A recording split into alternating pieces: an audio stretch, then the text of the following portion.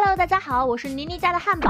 终于等来第6集，为了凑一个完整的队形，今天一次性把泄露的第7集和第6集一起给你们给解说了。当然，希望这个提前泄露能是官方故意搞出来的小把戏。外星小飞船上，瑞克老爷带着姐弟俩准备前往快乐天堂。夏末这一次又是被当作捎带角色，属于是爷孙俩快乐了，他围观。不过飞船还没抵达成双成对的奈子世界，老爷却逮住了一只蓝色宇宙雪貂。都说机甲是男人的天堂，有了机甲，老爷还去什么奈子世界？当然是掉头选择回家。夏末举双手支持，唯独小色批莫提没法理解机械玩家的 XP 系统，但是地位和旁白都被夏末给剥夺了，莫提的话语权逐渐消失。老爷收集了自己这个宇宙只有5架的雪貂战机，准备带着全家一起成为传说中拯救世界的机甲战士。贝斯和杰瑞不为所动，直到夏末大喊：“你知不知道你拒绝的是什么？是一个天神，是你那空巢高智商老人和正值青春花季敏感的女儿。我们愿意主动放下身段邀请你们，你2个做爸妈的别不识好歹哦。”在夏末的鼓动下，贝斯和杰瑞只好换上日漫标配紧身战斗服，配合家庭来了一出5人环太平洋，也可能是超兽武装。一家人体验了一把哆啦 A 梦、孔大雄的同款传送通道。现在有一只怪物出现在了别的星球，需要他们的雪貂高达小队去消灭这只虫怪。老爷打开传送门，直奔虫怪，秉持着前期先送的道理，5只雪貂葫芦娃救爷爷，一个一个送人头，被虫怪啪啪2下打飞出去。见此情形，老爷摸出钥匙，大喊一声：“雪貂铠甲合体！”一家人各司其职，面对虫怪各打各的。虫怪从未见过如此混乱的死肢，一时间大为震撼，被击倒在地。这时，老爷掏出光能剑，一刀了结了虫怪，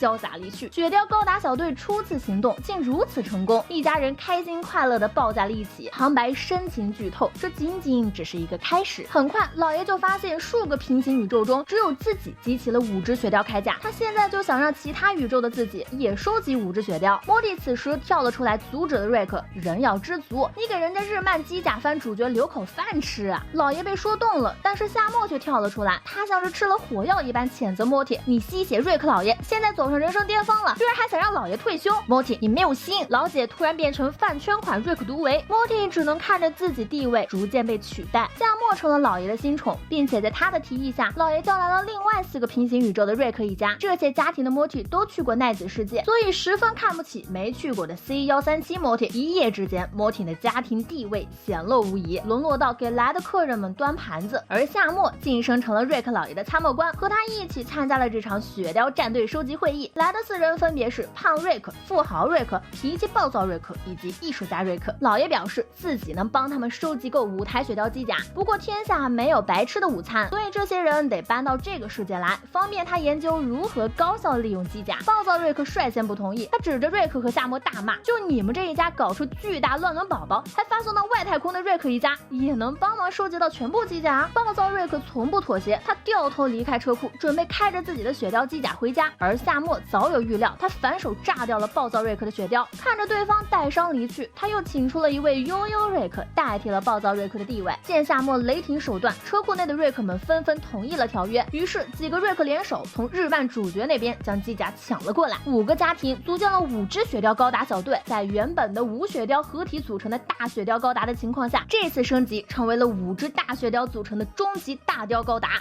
这个宇宙的虫怪们被雪貂高达小队不断屠杀，但升级的不仅仅是机甲，还有夏末和老爷的野心。悠悠瑞克提出要在机甲上添加悠悠球，因为这是他的名字，而这样的刺儿头却被夏末给解决了。他带着悠悠瑞克用悠悠球把这个瑞克世界的杰瑞给杀了，老血腥反派了你！为了老爷，夏末满手鲜血的走到了高层位置，成功挤下莫蒂，成为了老爷的亲亲外孙女。例如这个雪貂机甲有定，估计莫蒂都要被挤到定部，成为定级指挥了。但显然他现在只能被踩在脚底下，然后被夏末赶去买洗条剂。随着雪貂高达小队发展的越来越快，他们甚至在某个星球下建造起了雪貂基地。至于最开始没有支持老爷搞雪貂战队的莫蒂，这时就连雪貂都不配去开，他只剩下了个保安队长的身份了。然后他就听见如今拥有了90架机甲的老爷要再收揽10架雪貂机甲回来，这样就可以组成超级无敌噼里啪啦大雪貂高达。莫蒂听不下去，选择出去换口气。众所周知，保安这个位置是最容易被别人盯上的角色，于是莫蒂惨遭3个日漫主角绑架，对方用着经典的日漫语气和奈子世界的钱币诱惑莫蒂叛变，并且表示老爷和夏末现在做的事情就是文化盗窃，这些高达达本来应该是他们的东西，笑死了！什么文化道歉？这事儿不得韩国来插一脚？莫提当然选择了拒绝。虽然夏目现在走入歧途，只想获得老爷面前的地位，但对于莫提来说，那始终是他的家人。所以保安队长发挥了自己的特长，跳车让这群日漫主角撞衫昏迷。他拖着伤回到基地，这时另一只雪貂高达从天而降，将基地踩了个稀巴烂。这个入侵者就是之前的暴躁瑞克。这场战斗使得雪貂大队损失惨重，莫提这个不在现场的保安要负全责，所以他被开除了。而莫提的离开让夏目自觉坐稳了老爷生前大红人的位置，他甚至开除了一个刚刚来到这个世界的杰瑞，以及没能管好杰瑞下属的贝斯。为了弥补空缺人手，夏目提出可以开始招揽一些外人了，但老爷早就已经找好了合作伙伴，那人正是之前保安莫提打走的日漫主角。于是夏目也被炒了。这时已经回到家的两夫妻还在生夏目的气，莫提劝俩人冷静冷静，过段时间就不会再想杀夏目了。正当杰瑞提出先一步自杀，然后去地狱准备突袭夏目的时候，看见自家闺女委委屈屈的回来了。夏目一见家人嗷嗷大哭，两夫妻哪还顾得上生气，当即又是宝贝儿又是心肝的喊着把夏目哄好了。于是夏目也公开了一个惊人的消息，都说为母则刚，这段时间比钢铁侠还刚的夏目其实是受到了打击，杰瑞都准备好为夏目打官司了。夏目表示自己并没有怀孕，受到的打击也是源于第4集他和莫提的那个巨大乱伦婴儿。其实那个婴儿并没有死，并且还一直和自己保持联系。政府秘密的找到了夏目，并且将他带到了五角大楼，运输到了火星基地，准备让夏目教这个宝宝成为人体武器。但是夏目却教会了孩子逃跑和珍爱自己。但是孩子走掉后，这个事情早晚会暴露出来。一家5口人，杰瑞和贝斯是夫妻，老爷又十分看重莫提，只有他是一个人，没人疼没人爱。而那个逃走的孩子现在还不知道身处在太空的哪一个地方，所以夏目在之前才会让家里人组建起队伍。可谁知道辛苦构建的高达帝国的他的位置居然被老爷用一个日漫女孩给取代了。听到这里，莫提愣住，啥玩意儿？你是说那个画风突变的小姑娘？这下好了，老爷只身一人陷在敌人窝里面了。莫提提出要出击救人，但夏目却大受打击，不愿再行动。但是家人是没得选择的。另一边，老爷成功完成了终极无敌噼里啪啦大雪貂高达的组装，兴奋的想要找一个怪物试试手感。这时日漫女孩带头叛变，对头颅发起进攻，老爷被架空王位，四肢各司其职，纷纷叛变。日漫主角们杀进驾驶舱，大笑着表示瑞克的家人们不会再来救他了。谁知道夏目居然靠着感应联系到了大宝宝，一家人坐在孩子的头上前来支援。对方看着这巨大的孩子，一时震撼无比。但眼看敌人在前，几位日漫主角立刻亮出光剑。贝斯吃惊道：“他们不会对婴儿下手吧？”夏目摊手，建议你多补点日漫。说着，他拽了拽孩子的头发：“鸣人，你悠着点。等一下，你说这孩子叫啥？操，鸣人！”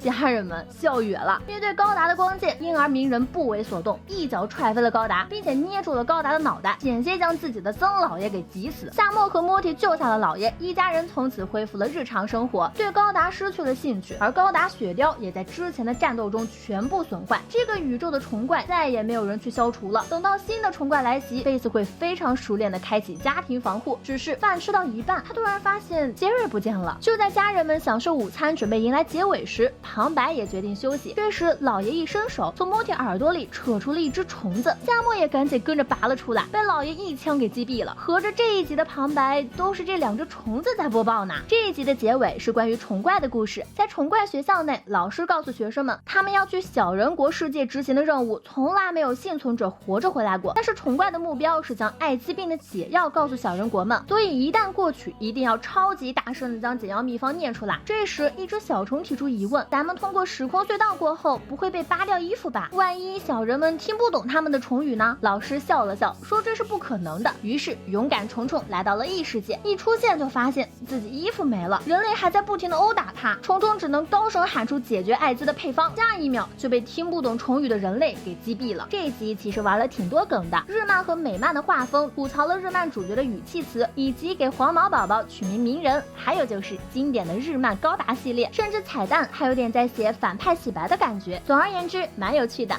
本期视频就到这里啦，喜欢的小伙伴们别忘了点赞、评论、加关注，咱们下期再见，拜拜。